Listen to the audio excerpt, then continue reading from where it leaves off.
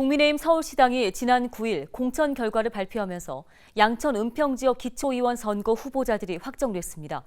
그런데 현재까지 상황만 놓고 보면 선거구 6곳에서 투표를 하지 않고 당선인이 결정될 것으로 보입니다.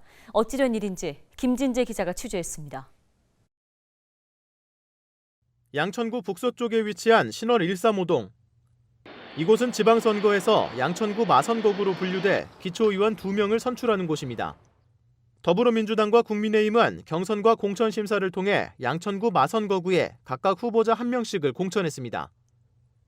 양당의 후보자를 제외하면 10일 오전까지 마선거구에 출마가 예정된 후보는 없는 상황.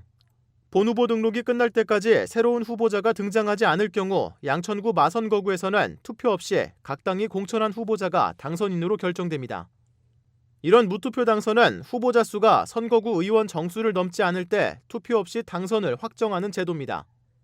후보자 등록 마감 후 선거일 투표 개시 시각까지 후보자가 사퇴 사망하거나 등록이 무효로 되어 후보자 수가 당의 선거구에서 선거할 의원 정수를 넘지 아니하게 된 때에는 투표를 실시하지 아니하고 양천 은평의 경우 은평구 라선거구를 제외하면 기초의원 선거구당 의원 정수는 모두 2명으로 후보자가 2명 이하면 무투표로 당선됩니다.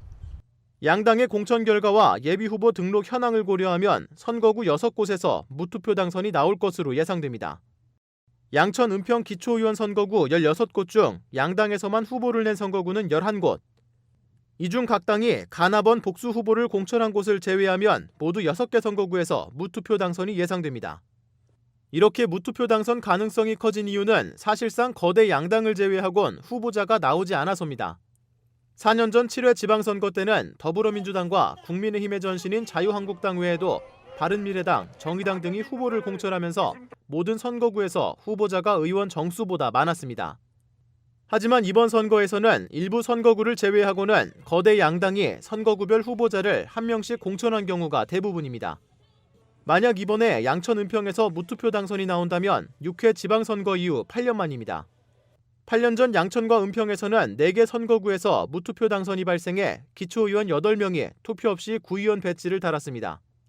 오는 13일 본후보 등록 마감 후 무투표 당선이 결정된 후보자는 선거운동을 할 수 없고 해당 선거구의 선거 공보도 발송되지 않습니다. 전문가들은 과거 특정 지방에서 주로 나타나던 무투표 당선이 서울 기초의원 선거에서 나온다는 건 그만큼 정치에 대한 무관심이 커졌다는 의미라고 지적했습니다.